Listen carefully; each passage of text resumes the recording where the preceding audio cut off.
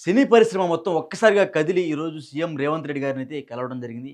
ఈ కలిసిన నేపథ్యంలో సుమారు 30 మందికి పైగా సినీ ప్రముఖులందరూ ఒక్కసారిగా కమాండ్ కంట్రోల్ ఆఫీస్‌కి వెళ్లి సీఎం రేవంత్ రెడ్డి గారిని కలిసి చర్చలైతే పెట్టారు.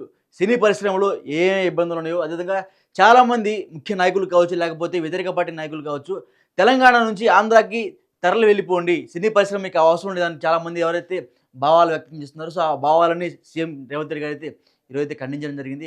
సో మనం చూసుకోవచ్చు, సినిమా పరిశ్రమ మొత్తం కూడా కొన్ని డిమాండ్స్ అయితే సీఎం రేవంత్ ఇవ్వడం జరిగింది. అదేవిధంగా సీఎం రేవంత్ రెడ్డి కూడా కొన్ని అయితే ఆ సినిమా పరిశ్రమకు చెప్పడం జరిగింది. ఫస్ట్ సినిమా పరిశ్రమ మొత్తం సీఎం రేవంత్ రెడ్డి గారికి ఏం చెప్పారంటే, ఫస్ట్ సినీ పరిశ్రమ హైదరాబాద్ నుంచి ఎక్కడికి కదలదు. నెక్స్ట్ వచ్చేసరికి ఇక్కడ చాలా చాలా ఇంకా స్టూడియోస్ పెద్ద పెద్ద ఎత్తున కట్టాలి. ఇంటర్నేషనల్ స్టూడియో లెవెల్ స్టాండర్డ్స్ ఇంకా మన హైదరాబాద్‌లో పెరగాలి. ఎందుకంటే మీ మీ అధికారంలో ఇంకా స్టూడియోస్ కానీ, లేకపోతే చిత్ర పరిశ్రమ కానీ 1000గా అంటే 10 కాలాల పాటు చల్లగా ఉండాలి అన్నట్టుగా సినీ ప్రముఖులైతే చెప్పడం జరిగింది రేవంత్ రెడ్డి గారితో.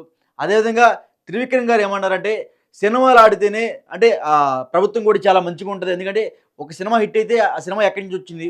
తెలుగు సినిమా హైదరాబాద్ సీఎం ఎవరు? రేవంత్ రెడ్డి. అంటే ఈ విధంగా రేవంత్ రెడ్డి గారిని పొగుడుతూ సినిమా ఇండస్ట్రీ గురించి గొప్పగా అయితే చెప్పడం జరిగింది. అదేవిధంగా సినిమాలకి సబ్సిడీలు ఇవ్వాలని కోరారు.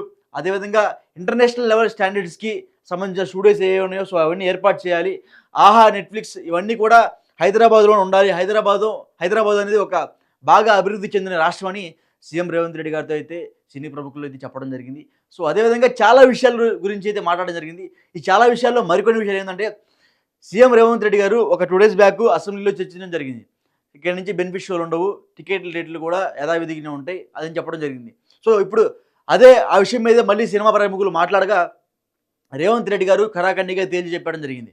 సినిమా బెనిఫిట్ షోల గురించి నన్ను మీరు అడగొద్దు. నేను మీకు చెప్పను. ఎందుకంటే నాకు నేను అధికారంలో ఉన్నన్ని రోజులు ఈ సినిమాలో బెనిఫిట్ షోలు అయితే వేయడం జరగదు. ఎందుకంటే ఆ బెనిఫిట్ షోల వల్ల చాలామంది తొక్కిసలాటలో కావచ్చు, లేకపోతే చలికి చాలామంది బయటికి రావటం, అదేవిధంగా ట్రాఫిక్ సమస్యలు పొద్దున్న ఎక్కువవుతున్నాయి. అదేవిధంగా ఆ తొక్కిసలాటలో మనందరికీ తెలిసిన విషయం, 'పుష్ప 2' ప్రీమియర్ సినిమా ఏదైతే ప్రీమియర్ షో లాంచ్ అప్పుడు రేవతి గారు తొక్కిసలాటలో చనిపోవడం నాకు ఎంతో బాధాకరం అనిపించింది. అదేవిధంగా నాకు గుండె మొత్తం తలుక్కుపోయింది. ఎందుకంటే ఇప్పుడు శ్రీదేవి పరిస్థితి కూడా హాస్పిటల్‌లో విషమంగా ఉంది. కిమ్స్ హాస్పిటల్‌లో. ఎక్కడి నుంచైనా సరే ఇలాంటి పొరపాట్లు జరగనియను.